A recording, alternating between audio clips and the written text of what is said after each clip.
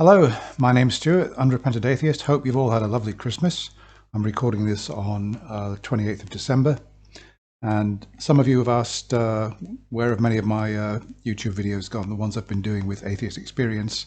Had a slight copyright issue to sort out with YouTube.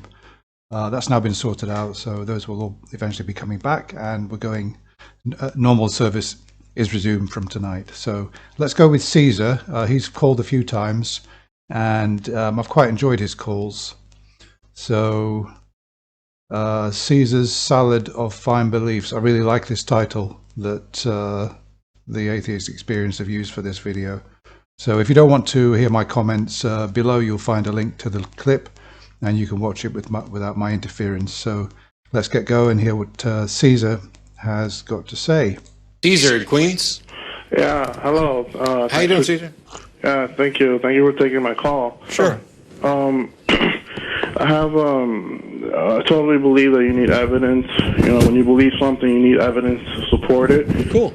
Not just blind faith. And, well, that sounds promising, doesn't it? You need evidence to support your beliefs, not just blind faith. Great. Can't wait to hear it. I presented a small list of reasons why I believe in God. Okay. And I'd like to read it out real quick. Okay. All right. There's Jesus Christ, the near-death experience, the finely tuned universe, the intelligent design for explaining the origins of life. I believe life comes from life only. Information can only come from a mind, not from matter. I believe chaos can exist in order, but order can't exist in chaos. All the cliches, all the sort of gish-gash gallop, you know, shotgun approach, one after the other. I believe in the out-of-body experience and mediums and electronic voice phenomenon. Is there anything you don't believe in? Yeah, I mean, when are we going to get to aliens and Bigfoot? No. I mean, these are because you gave a list of the reasons that you claim you believe in God, and all you did was list a bunch of stuff you believe in. They collaborate towards God. Well, okay. But you listed a bunch of stuff that you believe in, and guess what? I don't believe in any of those. Why should I? No, I know. But, yeah, but see, why do you believe in those things? Look, the O.J. Simpson,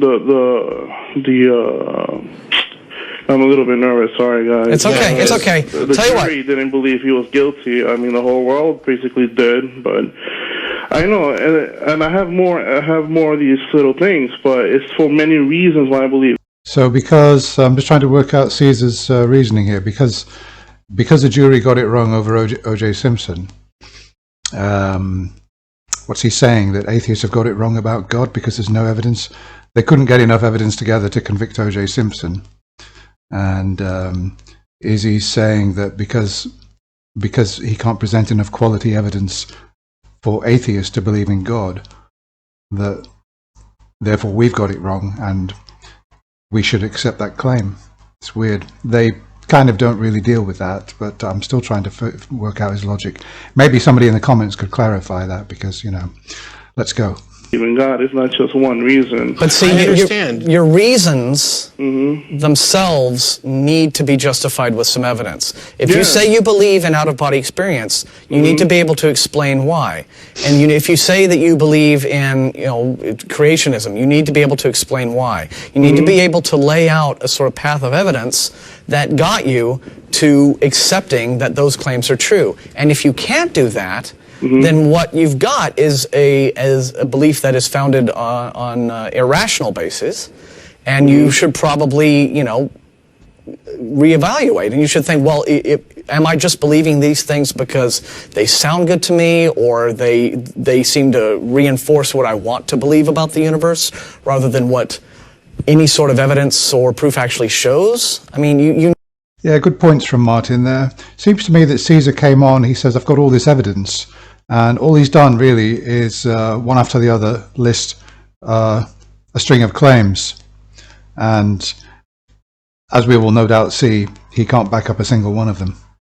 You need to understand why you believe what you believe. You need to be able to have a method that you can lay out for yourself that allows you to tell the difference between a claim that's true and a claim that's false. So let me ask this real quick, Caesar. I'm sorry, my mic's not working quite right. Just take one off the list, for example, like near-death experiences. Oh, lovely. One of my favorite subjects.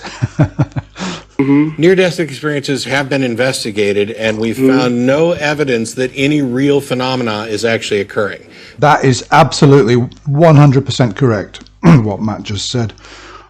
You know, despite all the NDE people who will come onto my thread, possibly, and say, oh, we got this, we got that, and, you know, go and read this book, it's 700 pages long. You know, it's full of evidence. No, it's not. It's just full of bloody anecdotes. How could you confirm any single one of those claims? Matt's absolutely right. There's virtually no evidence. Basically, what the best guess is that we're talking about a dying brain. We know what happens to your brain when it's like starved of oxygen for a little while. We know what happens when a brain is in the process of decay. And now you're talking about a brain that's actually dying. And of course, it would be unreasonable not to expect some weird experiences. But when we actually test near-death experiences, we find that they don't pass the test. The same out-of-body experiences, etc. It's really easy. Put a number on top of the cabinet, a digital display with a number, so that if you actually leave your body, you should be able to tell me what number is up on that digital display. Okay, so I've had some NDE people saying to me on some of my other videos, become such a big critic of NDE research, that people who floated outside of their bodies, when asked what that number was on the digital display or image or whatever, they said that when they were floating around out of their body, that it wasn't a big priority for them to go and look to see what that number was or what that image was, that they were more, you know, absolutely 100% focused on what was going on the operating table with the resuscitation. That's what they said. And my answer to that is, as Matt's going to say as well, too bad. It's a good test. It's too bad that those people who are supposedly floating outside of their bodies don't see that number on the digital display. Okay, then the researchers have got to work out some other kind of test that can confirm that they've been floating outside of their bodies if that one doesn't work. The fact that it's a poor test, or we can say that they weren't really prioritizing doing that, doesn't add any credence to NDE claims. And when we do tests like that, it fails every time. So is it more likely that this is a that there's no real phenomena here in the manner that they're speaking, and instead we're just talking about brains fantasizing and putting together pieces in the same way that we build memories? Our memories are incredibly fallible. And so you've got a brain that is in an abnormal state, and when you are revived, you come to and you start feeling normal, your brain is trying to piece together memories of what happened when it was working right and when it was working wrong. Yeah, the other point about NDEs is the so-called claims. People say, oh, they were flatlining. You know, there was no activity in the brain. Oh, my God. For people that are being resuscitated, they're not hooked up to brain monitoring equipment. The priority there is to bring them back to life, not check their brainwave patterns. Now, the AWARE 2 study did actually hook people up to, you know, they did the arrangements and everything with people who were being resuscitated, and they did by and large find a lot of brain activity there when it might have been thought that there wouldn't be brain activity. But the other point is that, okay, supposing somebody comes and says, oh, I was floating above my body, or, you know, I heard this, or I heard that, or, you know, had this, I saw a shining light, or Jesus told me to come, or whatever. People say, oh, it was when, you know, they were deprived of oxygen, etc. How do you know that? How do you know exactly when they had that experience? It may well be that they had that experience in the recovery stage, and there's no way to check it, because people wake up later on, they fill in a questionnaire, oh, you know, oh yeah, that happened. How do you know when it happened? It may have happened in the recovery stage, just before they come to. Why do you think there's something supernatural behind that? I got a few things to say about that. First of all, I'm not aware of any tests where they actually induce... That's the problem. I'm not aware of these tests you're talking about. What a liar.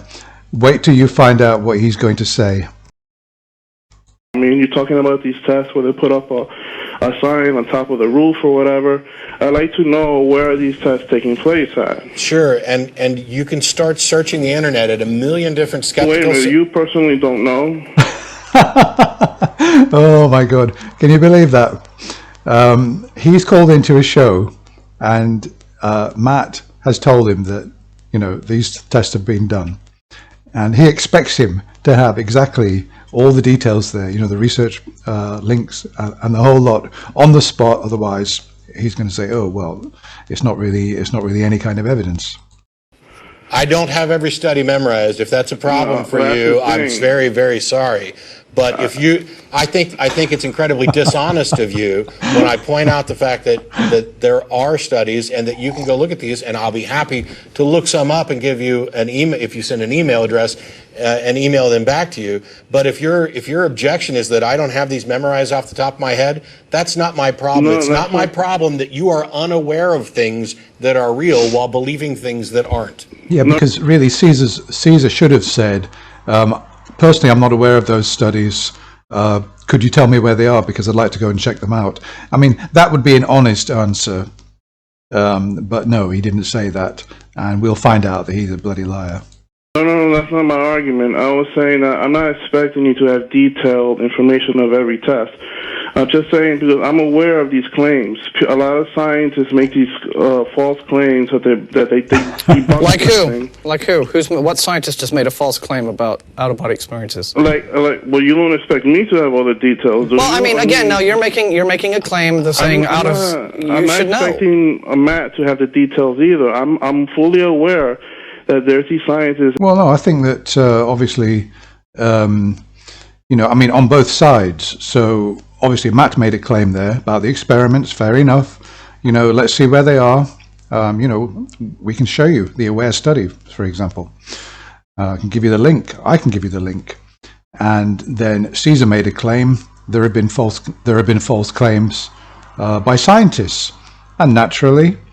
No, of course, Martin doesn't expect Caesar to know exactly all the details. So provide that evidence. Send an email with all the false claims and why they're false. That do these tests. Okay, you just said you're fully aware. So which of the scientists have made false claims? Exactly. Well, I'm trying to get you've now made a claim. I want to make sure that we're fair. You're saying that you are aware of scientists who have made claims and that these claims are false. How do you know that their claims are false? Because by the nature of the tests they've done, you go into the details of how they conducted these tests, and you see that they're improper. How are they improper? Well, give me an example of an improper test. Well, first of all, like they have in one hospital in America, just one hospital, they have a sign on top of in the ceiling of the room where a lot of patients die in heart attack natural causes. And out of that one little exam, they haven't found a person who had a near-death experience. I mean, in one. Yeah, but look, if NDEs are a real thing and people are being resuscitated in hospitals all the time, I would hazard a guess that one good-sized hospital would probably do, well, I don't know, 200 resuscitations a year where people actually survive. I'm just guessing. Somebody may well say, oh, no, Stuart, that's not right. But let's say it's 200 a year. If NDEs are, that something is really happening, people are floating outside of their bodies or whatever, if we're all capable of this, then these things should be really quite common. So if you put one in one hospital over the years, if it's really happening, really, there should be some kind of result. So you're basically saying that you've come across one of the studies that I was talking about, and you're claiming that it's false.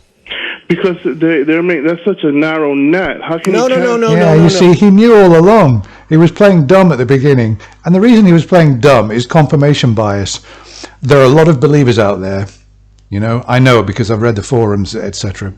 There are a lot of Christians in particular out there who put a lot of weight on NDEs. People float outside of their bodies. That means there's a soul. There's a soul. It means there's a God. It means the supernatural is real. There's a God. The supernatural is real. Jesus is living today. So they're pulling the rug out from under his feet, and he's lying initially. He's trying to rebut it. But for goodness sake, if he's a truth seeker, he should want the truth. He should want to know, shouldn't he, if his beliefs are true? No.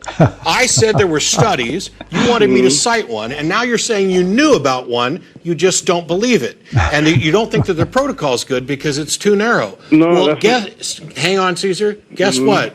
That's too damn bad. Really? If the test does not produce evidence, then you don't have evidence for the claim. And until you actually come up with evidence for the claim, a test that does pass, there's nothing wrong with this test. And I guarantee you that if one person had had an out-of-body experience there and mentioned that sign, you would not be claiming that this test is in any way faulty. Exactly. And all the people that have said to me, oh, they're not prioritizing looking at the screen. You know, yeah, but if they got one positive test and Sam Parnas was saying, we've proved it, you know, we've got a real NDE, people really do float outside of their body, the soul exists, oh yeah, they'd be all out there. But because they've had no positives, they're saying, oh, you know, it's not a good test really for this type of thing. Oh.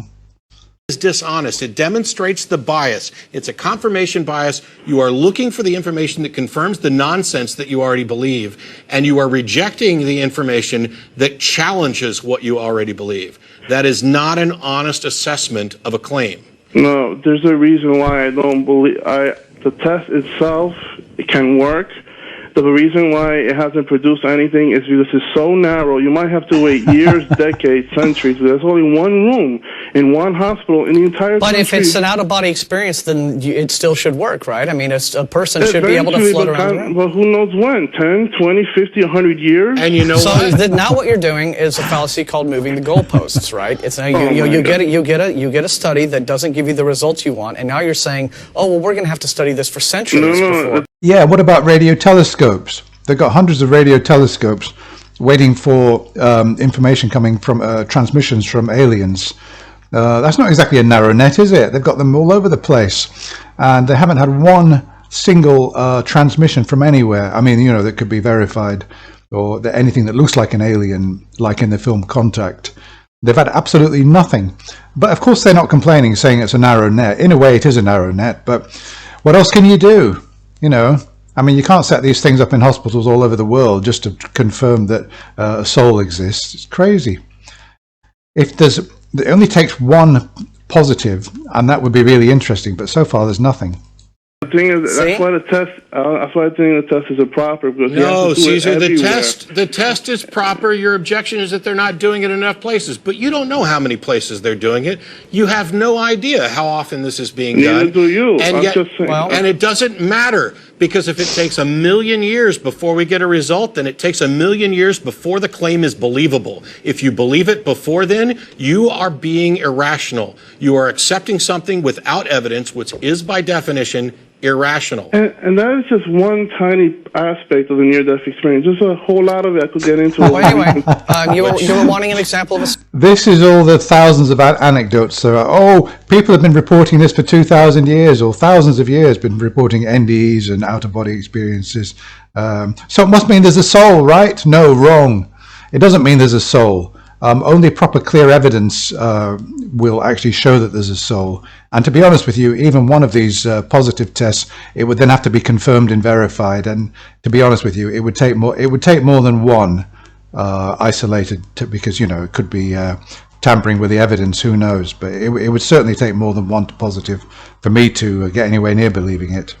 Study, I just pulled one up right here. You can find this. I know, but that's just one criticism, and there's a whole body of work in near-death experience. Using virtual reality goggles, a camera, and a stick. Okay, guys. Well, I'm going to stop now because they've nearly finished. They're about to dismiss Caesar.